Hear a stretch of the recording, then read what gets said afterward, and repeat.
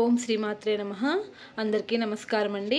ఈరోజు ఈ వీడియోలో మార్గశిర మాసంలో నేను చేసుకున్న మార్గశిర లక్ష్మీ పూజ విధానం అయితే నేను మీతో షేర్ చేయాలి అని అనుకుంటున్నాను.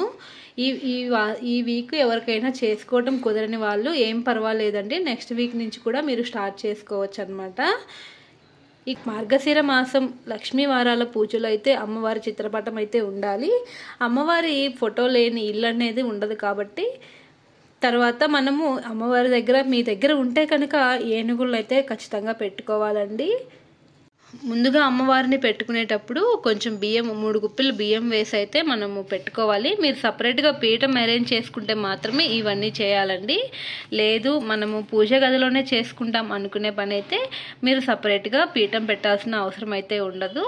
తర్వాత అమ్మవారికి ఇరువైపులా ఏనుగులను అయితే నేను పెట్టుకున్నానండి. తర్వాత ఇక్కడ కామాక్షి దీపాన్ని అయితే పెట్టుకున్నాను. మీ దగ్గర కామాక్షి దీపం ఉంటే పెట్టుకోండి, లేకపోతే నార్మల్గా నిత్య దీపం ఎలా చేసుకుంటారో అలానే చేసేసుకోండి పీఠం పెట్టినా కూడా.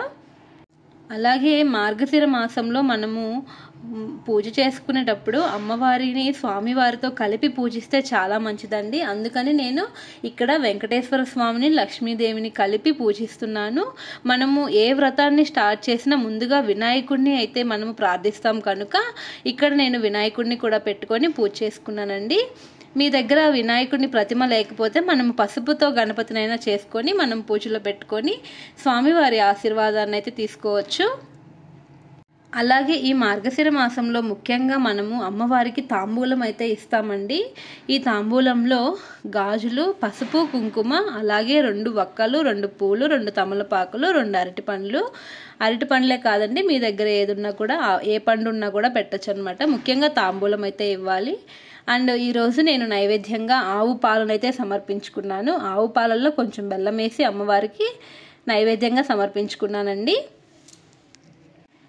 మార్గశిర మాసంలో వచ్చే మొదటి గురువారం రోజున నేను అమ్మవారికి చిట్టి గవ్వలతోటి అలాగే చిట్టి గాజులతోటి అయితే నేను పూజ చేసుకున్నాను. అష్టోత్తరం అయితే చదువుకున్నానండి. అలాగే కనకదార స్తోత్రము, ఖడ్గమాల స్తోత్రం కూడా చదువుకున్నాను. ఇవి చదువుకోవటం వల్ల చాలా చాలా మంచిదండి. మీకు కుదిరితే కనుక మీరు లలితా సహస్రనామం కూడా చదువుకోవచ్చు.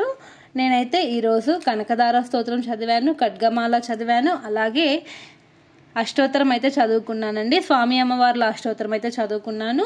చిట్టి గాజులతోటి అలాగే గవ్వలతోటి నేనైతే అమ్మవారికి పూజ చేసుకున్నాను.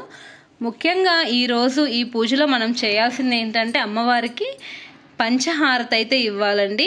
పంచహారతి అనేది చాలా చాలా మంచిదండి. పంచహారతి అనేది అమ్మవారికి కానీ స్వామివారికి కానీ చాలా ఇష్టం అనమాట.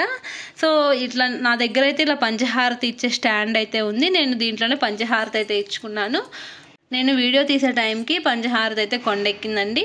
సో పంచహారతి అనేది మెయిన్గా ఈరోజు మనము లక్ష్మీ అమ్మవారికి హారతి ఇస్తే చాలా చాలా మంచిదండి.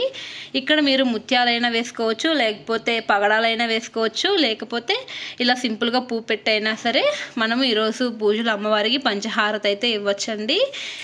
అలాగే మీ దగ్గర పంచహారతి ఇలాంటి సెట్ కనుక లేకపోతే మీరు ఏం చేస్తారంటే ఒక ఇత్తడి పళ్ళెం లేదా వెండి పళ్ళెము తీసుకొని దాంట్లో 2 ఒత్తులు కలిపి 5 ఒత్తులుగా వేసుకోవాలండి. అంటే 2 2 2 2 అలా 5 ఒత్తులుగా వేసుకోవాలి. అలా వేసుకొని మనము స్వామివారికి పంచహారతి అయితే ఇవ్వచ్చు. మార్గశిర మాసంలో మనము గురువారాలు లక్ష్మీదేవిని పూజిస్తాం కాబట్టి మనము గురువారం రోజున పొద్దున పూట ఈ పూజ అయితే చేసుకుంటామండి. నెక్స్ట్ డే పీఠం అనేది కదపకూడదు, ఎందుకంటే శుక్రవారం వచ్చింది కాబట్టి మనము పూజా పీఠాన్ని అయితే కదిలించం కాబట్టి శనివారం మనము పూజా పీఠాన్ని కదిలించము. తర్వాత రోజు శనివారం రోజు పొద్దున్నే లేచి స్వామివారికి అమ్మవారికి నైవేద్యం పెట్టి మనం ఆ తర్వాత ఈ పూజా పీఠాన్ని అయితే కదిలించి మనం అన్ని యథావిధిగా పెట్టేసుకోవచ్చండి. మీలో ఎవరికైనా ఇంకా ఏమైనా డౌట్స్ ఉంటే నన్ను కామెంట్ సెక్షన్లో అడగండి, నేను రిప్లై ఇవ్వడానికి ట్రై చేస్తాను.